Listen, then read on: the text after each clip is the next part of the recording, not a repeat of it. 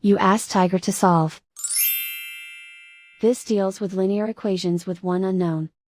The final result is x equals -121.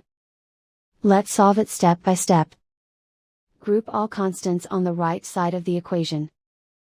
Subtract 89 from both sides.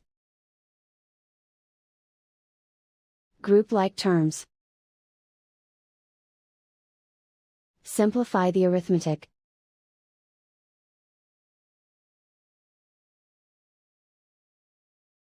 Convert the x into a positive number. Multiply both sides by -1.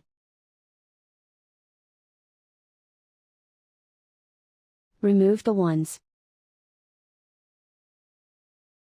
Simplify the arithmetic. And so the final result is x equals -121.